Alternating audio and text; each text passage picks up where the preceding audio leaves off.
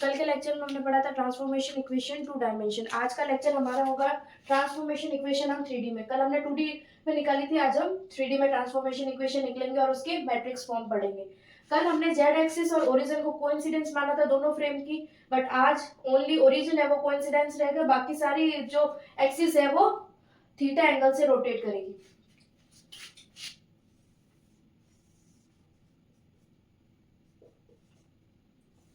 X Y Z तीनों axis है वो थीटा एंगल से इंक्लाइन रहेगी। ये एक्स प्राइम,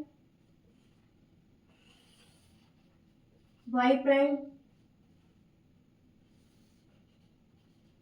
जेड प्राइम, ये हमारी ये एस फ्रेम है और ये एस डैश फ्रेम है।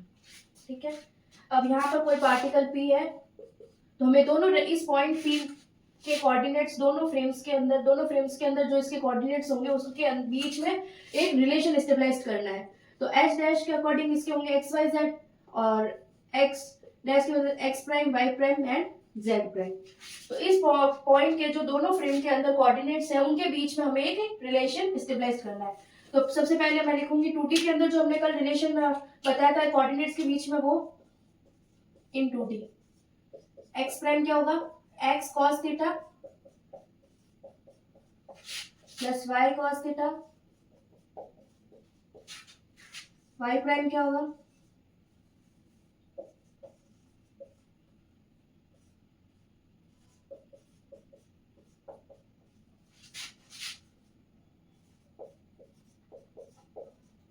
तो सिमिलरली इसमें क्या ऐड हो जाएगा, एक्स प्राइम या फिर जेड एक्सिस। एक्स प्राइम क्या होगा जब हम 3D में करेंगे तब,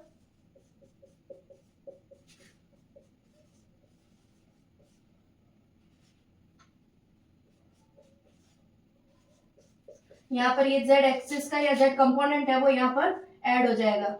और एंगल क्या होगा, एक्स प्राइम का angle with respect to z axis, x prime का angle with respect to y axis और एक्स प्राइम का angle with respect to x axis. इसी तरह वाई प्राइम को भी लिख सकते हैं, x cos theta, Y prime का angle with respect to X,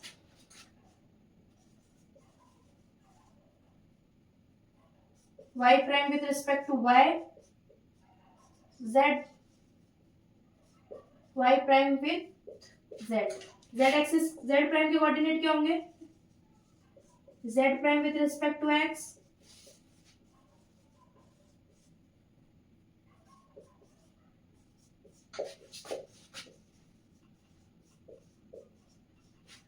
तो ये तीनों जो इक्वेशंस होगी वो होगी coordinate of points in S frame and coordinates of point in X dash frame के बीच के अंदर रिलेशन वाली equation. Equation number first, equation number 2, equation number 3। But इस फॉर्म में याद रखना थोड़ा सा कॉम्प्लिकेटेड होता है, तो इसको हम इजियर वे में लर्न करने के लिए या फिर कोई भी क्वेश्चन है उनको इजी वे में करने के लिए हम इसका मैट्रिक्स फॉर्म ज्यादातर क्वेश्चन सॉल्विंग के लिए यूज करते हैं, क्योंकि वो मैथमेटिकल कैलकुलेशन के वे से भी इजी रहता है और लर्निंग वाइज भी इजी रहता है। बिकॉज इतना कॉम्प्लिकेटेड इक्वेशन लर्न करने से अच्छा है कि हम एक छोटी सी मैट्रिक्स फॉर्म लर्न करें। तो नेक्स्ट हम है ना पढ़ेंगे 3D ट्रांसफॉर्मेशन इक्वेशन का मैट्रिक्स फॉर्म। मैट्रिक्स फॉर्म करने के लिए हम यूनिट वेक्टर्स अलॉट करेंगे। तो if unit vectors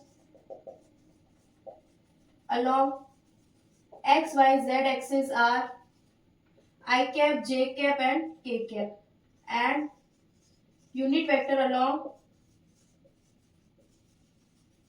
x prime, y prime and z prime are I prime, j prime and k prime। ठीक है, हमने यूनिट वेक्टर अलॉट कर दिए पर्टिकुलर एक्सिस के लिए। अब हम वापस मैं फर्स्ट एक पर्टिकुलर एक्स प्राइम की वैल्यू ले रही हूँ, Y prime and Z prime हम बाद में डिस्कस करेंगे। एक्स प्राइम की वैल्यू हमें क्या मिली थी, एक्स कॉस एक्स प्राइम ओ X plus Y cos x prime O Y plus Z cos x prime O Z.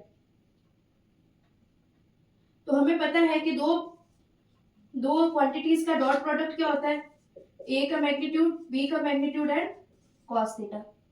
ठीक है, तो हम लेंगे आई प्राइम और आई कैप और आई प्राइम के बीच का डॉट प्रोडक्ट निकालेंगे तो क्या आएगा, आई कैप का मैग्नीट्यूड, आई प्राइम का magnitude and cos theta. Theta क्या होगा, एंगल बिटवीन द वेक्टर्स। तो इनके बीच में क्या होगा, एक्स एक्स प्राइम ओ एक्स, ये वाला होगा बस। और यूनिट वेक्टर्स का जो मैग्नीट्यूड होता है वो 1 होता है, तो ये क्या आ जाएगा i cap dot i prime dot, ये बन जाएगा हमारा कॉस एक्स प्राइम ओ एक्स। तो हम कॉस एक्स प्राइम ओ एक्स की जगह हम क्या लिख सकते हैं, आई और आई प्राइम का डॉट प्रोडक्ट, जिसको हम A11 से डिनोट करेंगे क्योंकि हमें एक मैट्रिक्स फॉर्म में लिखना है तो इजी रहेगा। इसी तरह y cos x,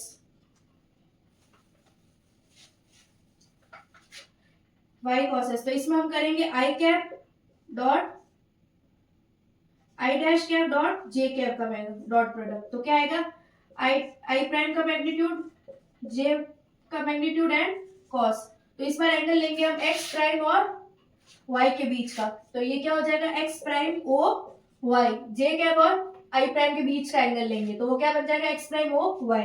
और मैग्नीट्यूड्स, यूनिट वेक्टर्स के मैग्नीट्यूड्स 1 होते हैं तो इसकी वैल्यू आ जाएगी cos x prime O y, और इसकी जगह हम क्या लिख सकते हैं i prime dot J cap, तो इसकी जगह इसको हम डिनोट करेंगे A12 से।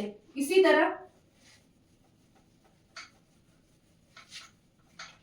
z cos x हम लेंगे k कैप का, यहाँ पर क्या है k कैप का मैग्नीट्यूड लेंगे i प्राइम के रिस्पेक्ट में डॉट प्रोडक्ट लेंगे, तो इसका फॉर्मूला क्या बनेगा, k कैप का मैग्नीट्यूड i प्राइम का मैग्नीट्यूड एंड cos। इस बार कौन सा थीटा लेंगे, x प्राइम और z के बीच का, x o z, x prime o z, ये वाला एंगल लेंगे। तो यूनिट वेक्टर्स का अगेन मैग्नीट्यूड यूनिटी होता है, तो ये बन जाएगा हमारा cos x prime o z, जो किसके इक्वल आ जाएगा, k प्राइम और k cap and i prime के डॉट प्रोडक्ट के इक्वल, जिसको हम A13 से डिनोट करेंगे। तो इक्वेशन हमारी क्या बन गई, x prime equal to A11x plus A12y plus A13z। इसी तरह हम y प्राइम और z प्राइम को भी लिख सकते हैं।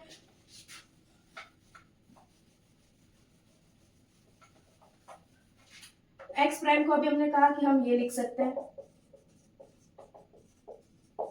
इसी तरह हम y प्राइम को भी लिख सकते हैं।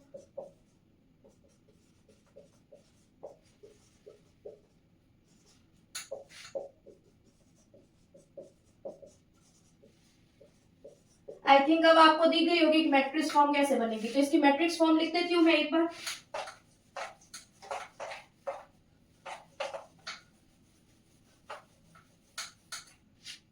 Matrix form of for transformation equation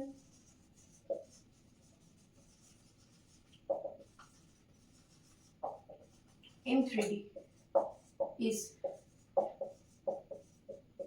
this is the final matrix जिससे हम इजीली 3D के क्वेश्चन सॉल्व कर सकते हैं। जब हमें ये पता हो कि तीनों एक्सिस इंक्लाइंड है थीटा एंगल से और हमें किसी एक रेफरेंस फ्रेम से उस पार्टिकल के कोऑर्डिनेट पता है, तो हम उस पार्टिकल के कोऑर्डिनेट के हेल्प से हम उसी पार्टिकल दूसरे रेफरेंस फ्रेम में उस पार्टिकल के कोऑर्डिनेट निकाल सकते हैं।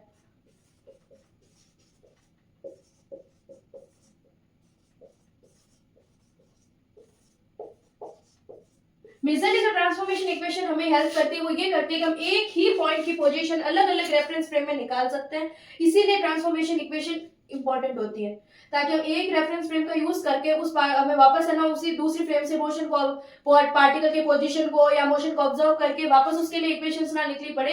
इसलिए हम एक रेफरेंस फ्रेम में जो पार्टिकल के कोऑर्डिनेट्स दिए हुए हैं उसकी हेल्प से हम उसी पार्टिकल के कोऑर्डिनेट दूसरी फ्रेम के रिस्पेक्ट में निकाल लेंगे, जिससे हमें मैथमेटिकल कैलकुलेशन के लिए इजी होगी। तो आज हमने क्या किया, हमने transformation equation for the 3 dimension. फिर हम ये करेंगे कि जब ये एक्सिस रोटेट होने लग जाएगी तब एक पॉइंट की है जो दो रेफरेंस फ्रेम के रिस्पेक्ट में क्या रिलेशन रहेगा वो हम पढ़ेंगे नेक्स्ट लेक्चर में। Thank you.